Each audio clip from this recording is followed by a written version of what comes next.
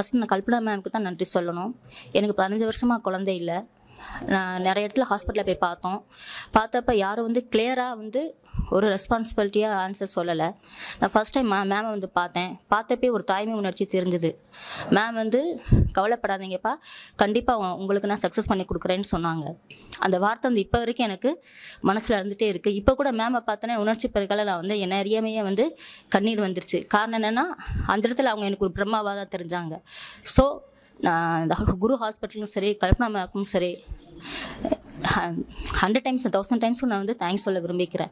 உண்மையிலே இந்த வாழ்க்கையை திரும்பி பார்க்குறது, எல்லாரும் என்ன சொல்கிறாங்க, எவ்வளோ சொத்து சேர்த்து வச்சிருக்கேன்னா கேட்குறாங்க. இல்லை, என்ன எத்தனை குழந்தை இருக்குது அதை தான் கேட்குறாங்க. அந்த ஒரு வார்த்தை எனக்கு குழந்தை இருக்குதுன்னு சொல்கிறதுக்கு வாய்ப்பு ஏற்படுத்தி கொடுத்தது கல்பனா மேம் தான். ஸோ அவங்களுக்கு நான் கோடான கோடி நன்றி சொல்லிக்கிறேன். தேங்க்யூ. ஹாஸ்பிட்டலோட அட்மாஸ்பியர் பார்க்கும்போது மனசுக்கு ரொம்ப அமைதியை தரும், பீஸ்ஃபுல்லாக இருக்குது. இங்கே வேலை பார்க்குற ஸ்டாஃபு, அவங்க கொடுக்குற டேப்லெட் இன்ஜெக்ஷன் கூட நம்மளுக்கு அந்த வழியே தெரியாது.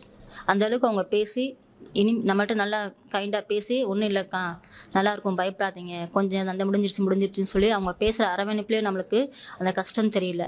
Daily evening doctor Kalpana ma'am check பண்ணுவாங்க, இதன் தொந்தரவு இருக்கா, உடம்பு எப்படி இருக்கெல்லாம் கேட்பாங்க.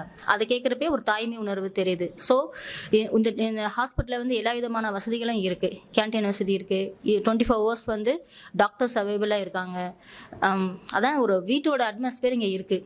ஆனால் யாரும் எதுக்கும் பயப்பட வேண்டியது கிடையாது. வாழ்க்கையை திருப்பி கொடுத்த கல்பனா மேம்க்கும் இந்த குரு ஹாஸ்பிட்டலுக்கும் நாங்கள் கோடான கூட நன்றியை சொல்லிக்கிறோம். இதேமாரி இன்னும் குழந்தை இல்லாத தம்பதிகள் எங்களை மாதிரி சொல்கிறவங்களை பார்த்து இங்கே இந்த டாக்டர் இந்த ஹாஸ்பிட்டல் ட்ரீட்மெண்ட் எடுத்தால் 100% கண்டிப்பாக குழந்தைக்கு வாய்ப்பு இருக்குன்றத நான் என் மூலமாக தெரிவிச்சுக்கிறேன். இது எப்படி சொல்கிறதுனா, அந்த குழந்தை இல்லாத அந்த தாய்க்கு தான் அந்த உணர்வு தெரியும்.